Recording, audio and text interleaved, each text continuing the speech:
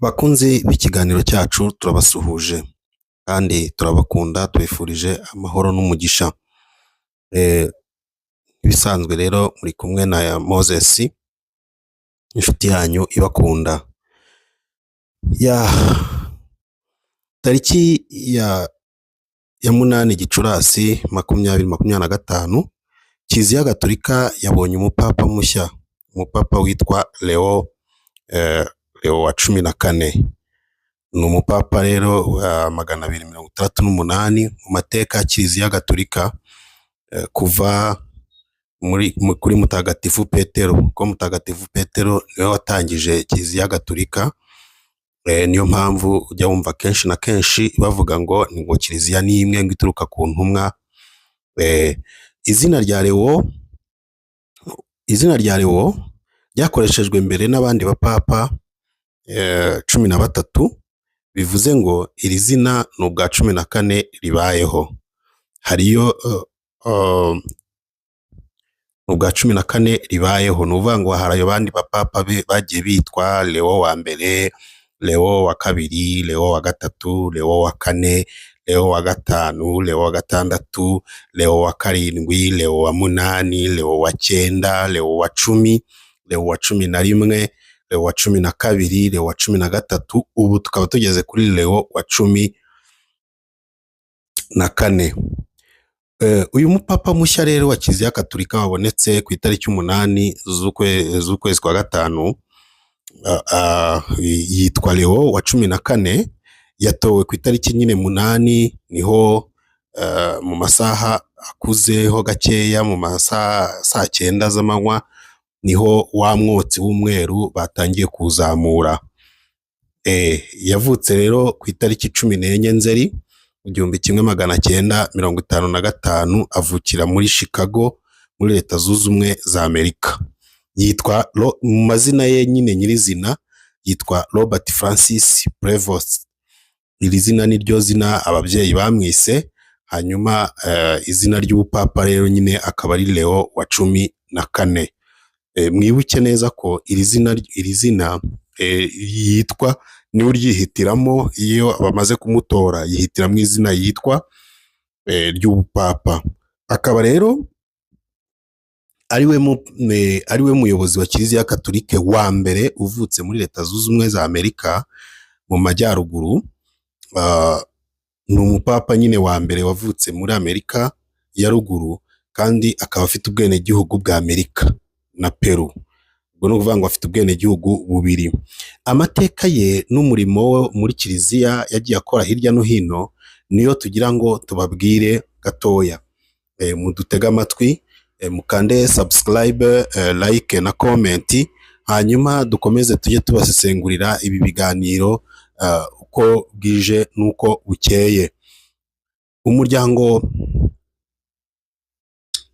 Umuryango Robert Prevost ni umupadiri.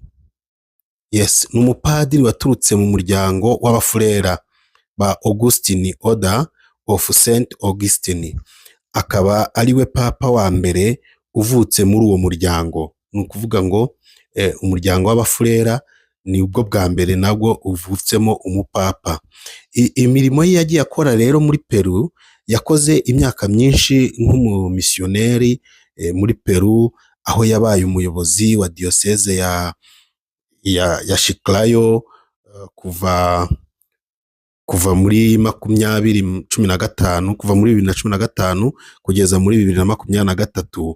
Yahawe ubwenegihugu bwa Peru mu 2015 kubera uruhare rwe rukomeye mu buzima bwa Kiliziya muri icyo gihugu yakoze. Imirimo rero yakoreye i Vatikani, yatangiye gukorera i Vatikani muri 2023. Papa Francisco yamugize prefet wa diskasteri ishinzwe abepiskopi, n'umuyobozi w'inama yihariye ya papa ishinzwe Amerika y'Amajyepfo. Muri uwo mwaka kandi yahawe ubutumwa bwa gikaridinari. Ibyo azwiho rero n'ibyo ahagarariye Papa Leo wa 14 azwiho kuba umuntu uhuza impande zitandukanye, afite imyumvire n'icyerekezo biri hejuru hagati, kandi afite ubunararibonye mu miyoborere ya kiliziya ku rwego mpuzamahanga.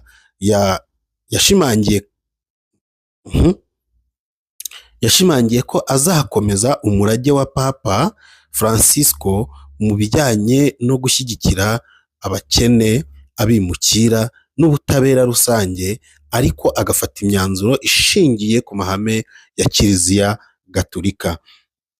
Impamvu yatoranyije izina Leo wa 14 niyo tugiye kureba muri iki kiganiro cyacu.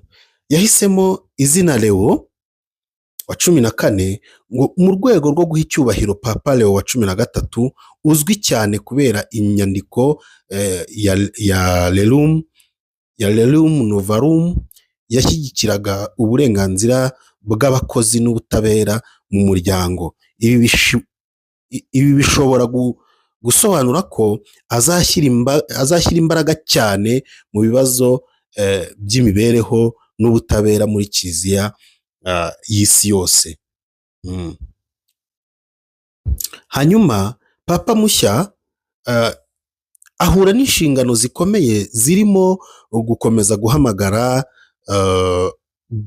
guhangana n'ibibazo by'ihohoterwa rishingiye ku gitsina ryakorewe muri Kiliziya Gatolika, kuganira ku ruhare rw'abagore mu miyoborere ya Kiliziya, no gukomeza kubaka ubumwe mu Kiliziya,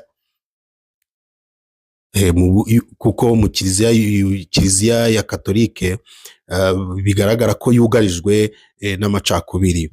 Mu ijambo rye rya mbere rero, Leo wa 14 ku rubuga rwa Mutagatifu Petero, Papa Leo wa 14 yagaragaje icyifuzo cye cyo gukomeza umurage wa Papa Francis mu bijyanye no gushyigikira abakene, abimukira n'ubutabera rusange, ariko agafata imyanzuro ishingiye ku mahame ya Kiliziya.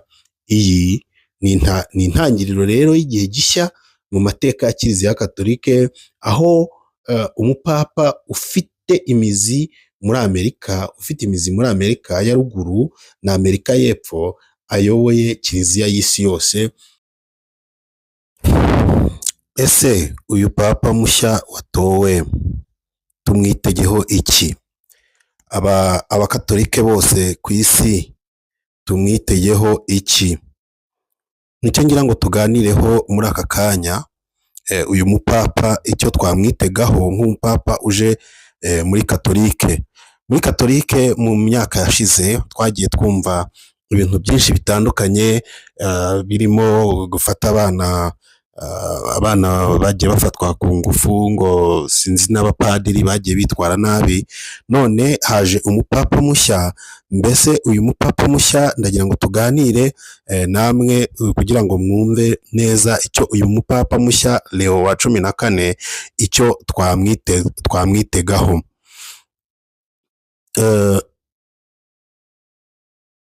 Papa Leo wa 14 nk'umuyobozi mushya wa Kiliziya Katolike, tumwitegeho ibintu bikurikira bitewe n'amateka ye yagiye amuranga mu byo yagiye akora hirya no hino, amenshi muri yo twavuze haruguru. Nagira ngo tuganire neza, mbabwire neza ikintu tumwitegaho. Nk'uko ubushakashatsi bwagiye bukorwa, Papa Leo wa 14 icya mbere tumwitegaho ni ugushyira imbaraga mu butabera n'uburenganzira bwa muntu. Yatewe ishema no guhitamo izina Leo kubera Papa wa 13 uzwi cyane mu mateka ya Kiliziya Gatolike, uzwi cyane mu burenganzira, uzwi cyane mbega mu kurengera uburenganzira bw'abakozi n'ubutabera muri rusange. Noneho ibi bishobora no kuzasobanura ko na Leo, kubera ko Leo wa 14 nawe kubera ko yahisemo ririya zina aricyo kintu agendeyeho, bivuze ko nawe azashyira imbere ibintu bikurikira: azashyira imbere kurengera abakene ndetse n'abatagira kivurira.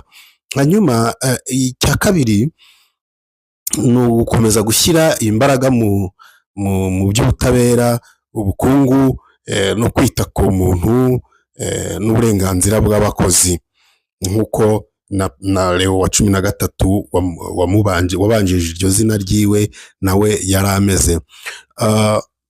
Icya kabiri, azashyira imbere ubumwe n'ubwiyunge muri Kiliziya Gatolike. Ubundi uyu mupapa afite umuco wo guhuza impande zitandukanye ziba zifitanye amakimbiranye, agahuza ab'inyuma n'ab'imbere mu myumvire ya Kiliziya, ndetse tumwitegeho rwose gukemura amakimbirane hagati y'abafite imyumvire gakondo n'abashaka impinduka. Urumva hari abantu baba bashaka baba bafite imyumvire gakondo n'ababa bashaka impinduka, ariko ugasanga bafitanye amakimbirane. Uyu rero afite ubunararibonye mu guhuza izo mpande zombi, azi kwiyegereza abakirisitu batakibona icyizere muri Kiliziya Gatolike. Ni ukuvuga ngo nabo azabaremamo icyizere. Icya gatatu,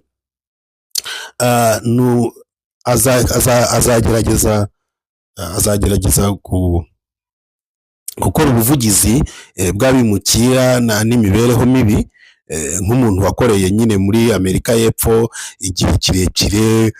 Azakomeza nyine umurongo wa Papa Francis mu kurengera abimukira. Urabizi ko mu bihugu bimwe na bimwe, biriya bihugu by'i Burayi, abimukira baba bafatwa nabi, baba badafatwa nk'abantu rimwe na rimwe. Papa Francis rero nawe yari yatangiye guharanira uburenganzira bwabo. Uyu mupapa rero mushya ugiyeho azamukorera mu byimbo, noneho akomeze nyine aharanira uburenganzira bw'abimukira, aharanira uburenganzira bw'abaturage bo mu bihugu bikennye, aharanire kandi uburenganzira bw'abari mu bibazo by'ubuhunzi, ubwo ni impunzi ndetse n'abakene. Icyo kintu nacyo numva twakimwitegaho, niba uwo mupadiri, niba uwo mupapa atazadutenguha. Icya kane twamwitegaho ni imiyoborere ishingiye ku mahame ariko afite umutima. Leo wa 14 ni umuyoboke ukomeye w'amahame ya Kiliziya, ariko azwiho no gukemura ibibazo mu buryo buboneye kandi butuje.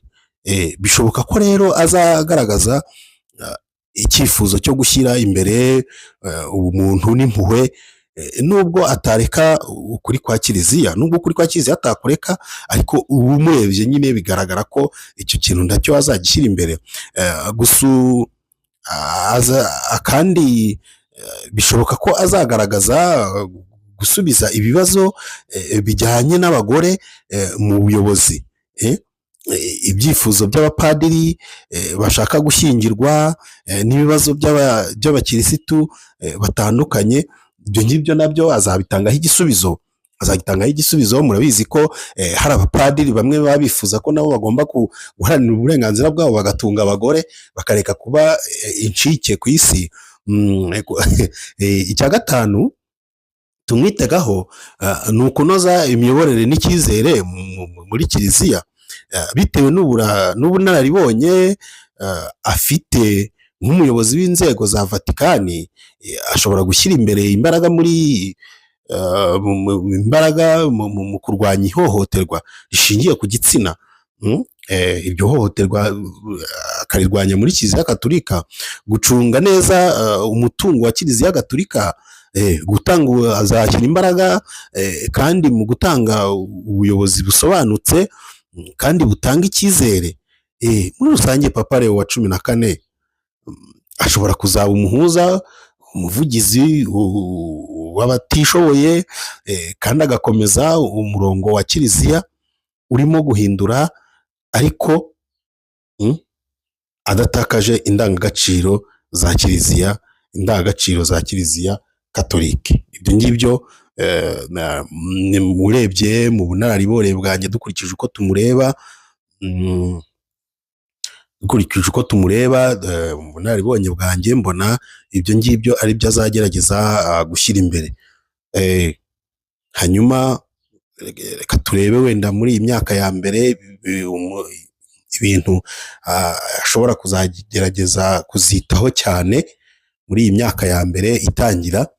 Turavuga kuri uyu mwaka wa 2025 2026, aho atangiriye kubera umupapa. Kamemu icyambere azabanza kureba uko azashyira imbere, muri uyu mwaka wa mbere azagerageza kwiyubaka no kumenyekanisha icyerekezo, no kugaragaza icyerekezo nyine kiliziya katolika agomba kuyubakamo, agomba kuyitwaramo. Azashyiraho itsinda ry'ibyegera bishyashya, azakora reforme mu miyoborere nyine kamemu ya kiliziya katolike. Agomba kubanza nyine agashyiraho inzego zimukurikiye. Azasura ibihugu bya Amerika, cyane cyane nka Peru, igihugu yakoreyemo imyaka myinshi, n'ibindi bihugu bikennye byo muri Amerika nibyo azabanza gusura muri uyu mwaka. Azatangaza inyandiko ya mbere yibanda ku butabera n'imibereho rusange muri kiliziya katolike. Umwaka wa kabiri 2026 2027 azagerageza kunoza ubuyobozi no guhuza impande zihanganye. Azakomeza isuku n'imicungire myiza muri Vatikani, by'umwihariko mu bijyanye n'imari n'imibereho y'abihaye Imana. N'imibereho y'abihaye Imana, gufungura ibiganiro birebera ku ruhare rw'abagore mu buyobozi bwa kiliziya katolike, abapadiri bashyingirwa mu bice bimwe nka za Amazoni, ibintu nk'ibyo, gutegura imikorere yihariye ku bumwe n'ubwiyunge n'icyerekezo mu bakirisitu batakibona kiliziya nk'iyabo. Azongera bagarurire icyizere muri uwo mwaka wa 2026 2027 azagerageza guhamya impinduka z'igihe kirekire. Nyine azaba proje, cyangwa se ni nka proje nyine y'imyaka myinshi azaba akomeje gushyiraho, gutangaza gahunda ndende yo kurengera abakene, abimukira n'ibidukikije. Azagerageza gushyigikira ibikorwa bya misiyoni muri Afurika, Aziya, Amerika y'Epfo n'ahandi hari kiliziya katolike. Azakomeza kandi guhangana n'ihohoterwa rigenda rikorerwa muri kiliziya katolike, no gushyiraho uburyo bwimbitse bwo guhangana naryo. Ibyihutirwa azagerageza kurebaho, ngewe mu bunararibonye bwanjye iyo ndi kureba ibyihutirwa azagerageza gushyiraho, ni ubutumwa bw'impuhwe, ubumwe n'icyizere, kwita ku mibereho y'abantu basanzwe, gukuraho ishusho y'uko kiliziya ari iy'abakomeye gusa. Ubundi ubu kiliziya yari isigaye yitwa iy'abakomeye gusa, abakene ntibayibonagamo, ariko ubu ngubu turatekereza ko papa mushya ugiye kujyaho ibyo bintu azagerageza kubikumira, azagerageza guhangana nabyo, n'abakene nabo bakibona muri kiliziya. Azakomeza kandi umurage wa Papa Francis, ariko yongeraho imbaraga mu gucunga neza kiliziya no kuyubaka mu buryo burambye,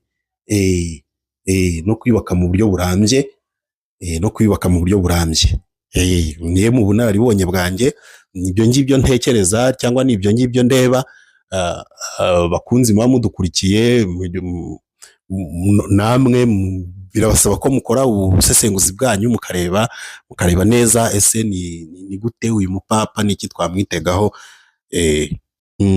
Nibyo twagira ngo tuvuge mu mateka ye kuri Papa Leo wa 14 muri make. Nibyo ngibyo twagiraga ngo tuvugeho, kuko ubu nyine abakatolike ku isi yose bari muri celebration, bari mu byishimo by'uko babonye umupapa mushya, kandi byari bikenewe nyine kuko uwo bari bafite yari amaze gutanga imihoho, niko mu Kirundi bavuga. Ubwo rero bakunzi bacu mukomeze mukande subscribe, mujye mudukurikira mu biganiro byacu tubagezaho buri munsi, isaha ku yindi, dusesengura ibintu byinshi cyane, tugenda tuvuga kuri uyu murongo wacu. N'umunsi w'ejo rero, ejo hashize ku itariki 8 nibwo papa yatowe, nibwo papa yagaragaye mushyashya, agaragara ku isi yose, bose baramwakira. Natwe rero twishimiye kubona uwo mupapa mushya. Abakatolike mwese aho muri, mukande subscribe kuri iyi channel ku isi yose, ubundi mujye mudushyigikira. Murakoze cyane, ibiganiro byacu nakagaruka. Ciao ciao.